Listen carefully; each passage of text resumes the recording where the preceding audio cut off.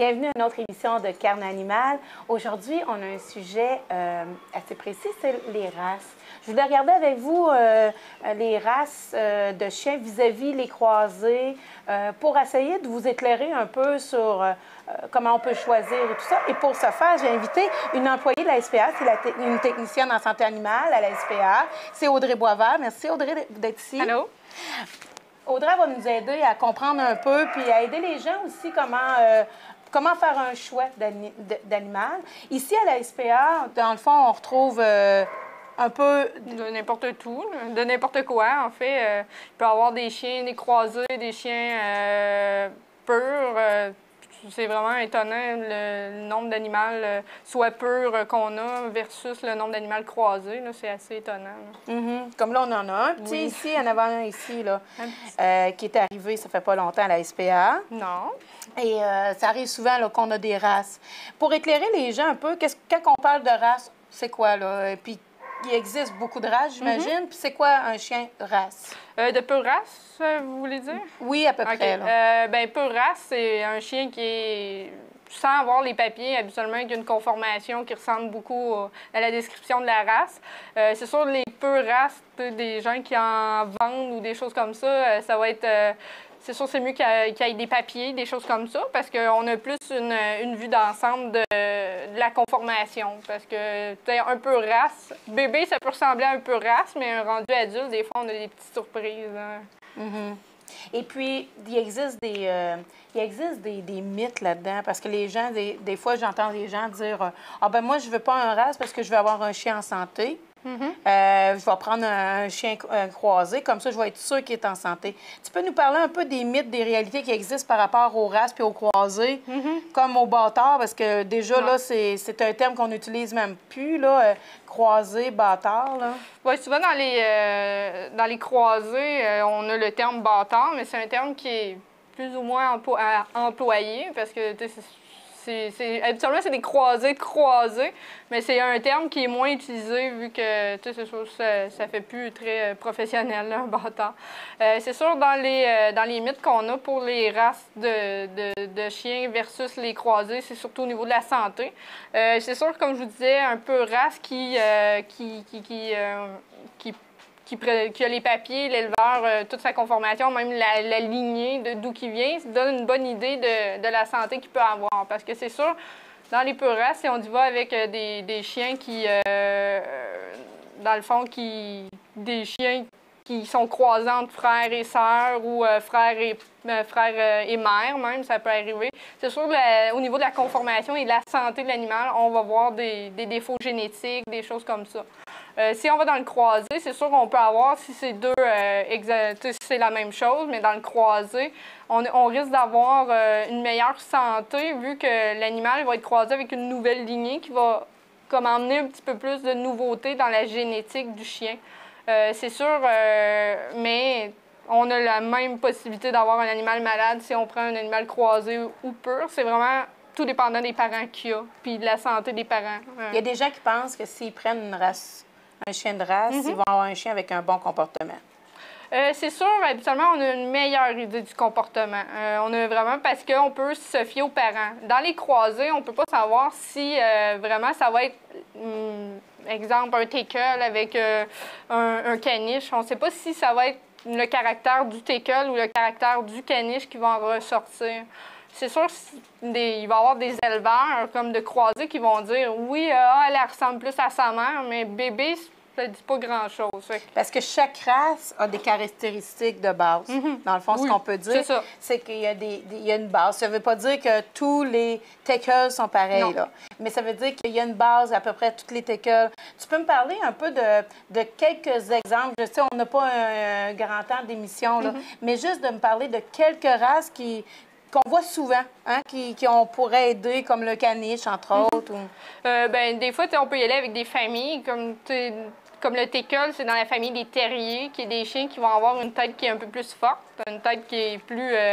qui savent qu'est-ce qu'ils veulent. Fait que souvent, il faut des personnes qui savent mettre leurs limites, sinon c'est des chiens qui vont en prendre beaucoup.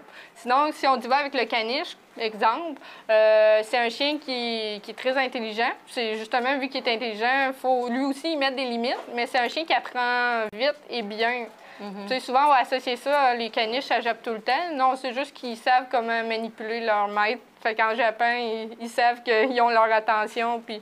Fait que c'est vraiment, chaque race a des caractéristiques. C'est sûr, si on veut s'informer, on peut aller sur Internet. Souvent, il y a tellement beaucoup d'informations.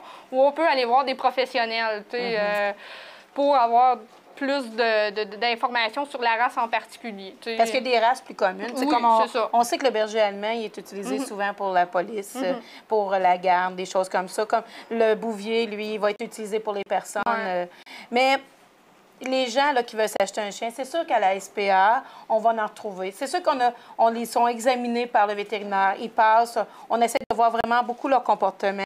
Les gens, ils donnent une deuxième chance aux animaux. S'ils décident d'aller vers un chien pur à l'extérieur, comment on peut essayer de leur donner un bon conseil pour pas que le chien se retrouve ici parce que ça aura été un mauvais choix?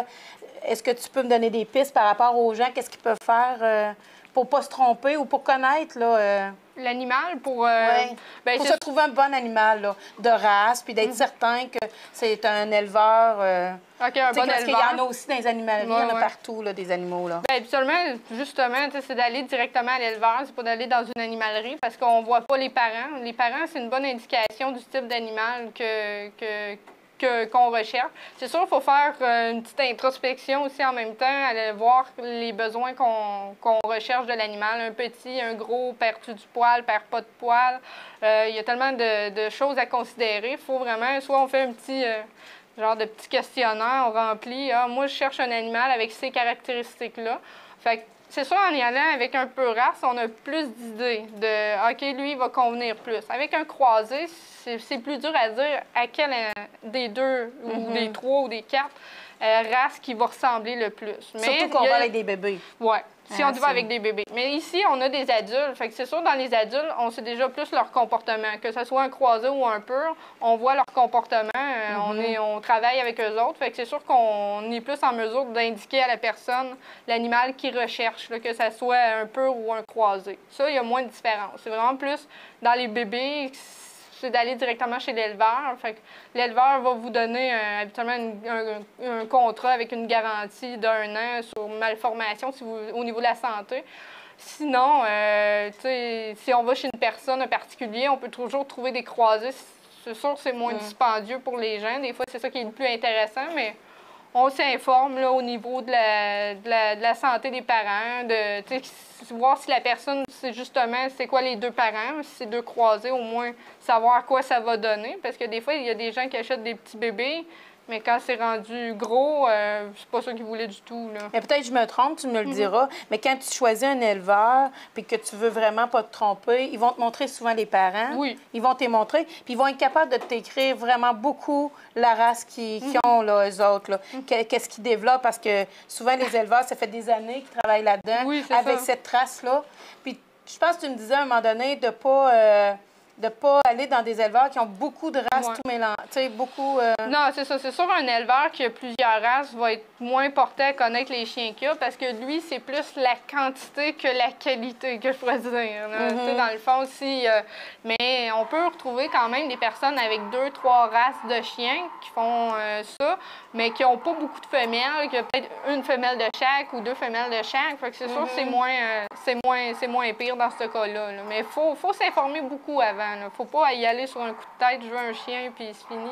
Parce qu'on le garde pour au moins une dizaine d'années, le chien. Donc, on est mieux d'avoir une bonne idée. Mais si, tu sais, comme à l'SPA, ce qu'on fait, en tout cas les employés, ce que vous faites, on essaie d'informer le plus possible les gens quand ils choisissent un chien. C'est pour ça qu'on les laisse aussi aller se promener avec le chien, de découvrir un peu comment ils sont le chien. Et surtout, si c'est un chien qui est revenu pour un comportement type à sa race, Bien, on va les informer, les gens. Là. Tu sais, si je parle d'un cocker, on sait que par rapport à la famille, c'était bien pas le chien idéal. Non, c'est ça. On va essayer de les informer, les gens. J'espère que ça leur a répondu un peu aux questions des gens.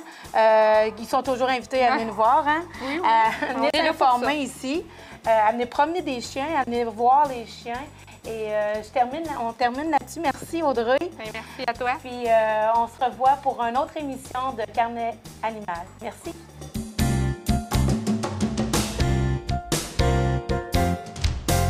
Connaissez-vous la signification de l'expression « donner sa langue au chat » ?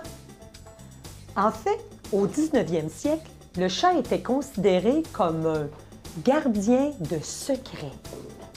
Sa parole serait donc d'une valeur considérable et il pourrait s'agir, en donnant sa langue au chat, de lui prêter la parole pour qu'il nous trouve une réponse à une devinette. Notre protégé de la semaine est un chat. Il s'agit de Tiga.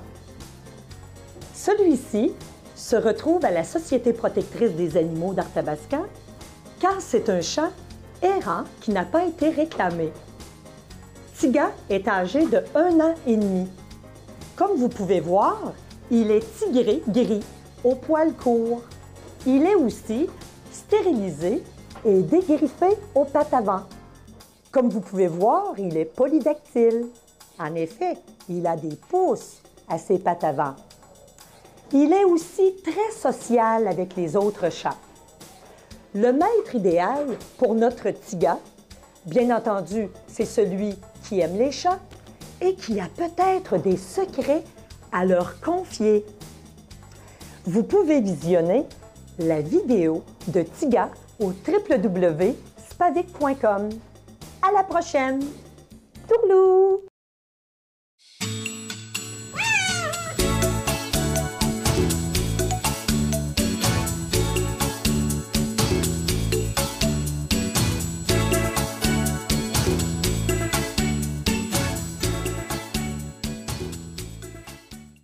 C'est quoi le but de la loi P42?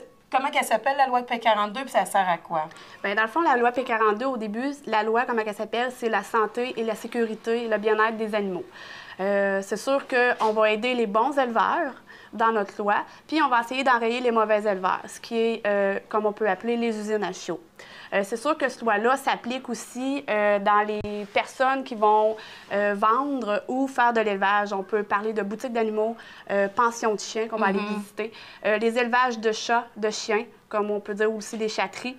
Puis on va aller aussi dans les usines à chiots, les éleveurs, on va toutes les visiter. Ça n'empêchera pas la SPA de faire son travail au niveau règlement. Non. Mais toi, ton rôle va être...